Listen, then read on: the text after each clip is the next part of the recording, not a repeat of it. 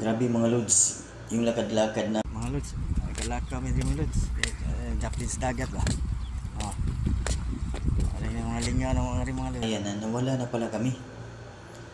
Kasi nung pabalik na kami, so may palatandaan kami, tinitingnan namin yung traffic light, yung palatandaan namin na doon babaybayin namin yung daan na yun, pabalik.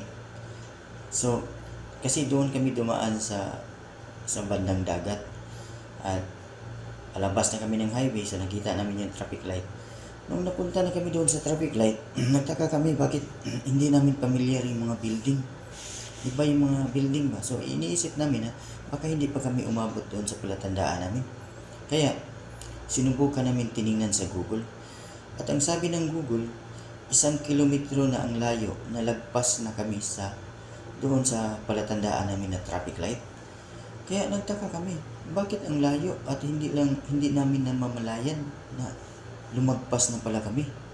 So grabe yung lakad na yun mga lods. Biro mo, umabot kami ng 20,000 steps. So tunaw lahat ng uric acid.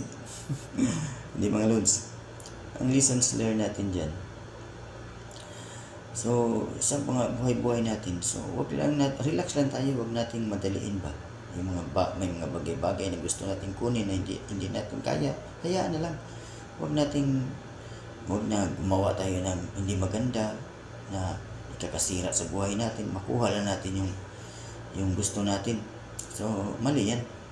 So relax lang tayo kasi at saka manalig sa Diyos kasi may mga panahon na hindi natin inaasahan na kusang dumarating. Hindi natin namamalayan na andyan na pala at na ikakatuwa natin. So yun ang power ni God na nagbibigay ng sorpresa sa atin palagi ba. So kaya enjoy lang natin yung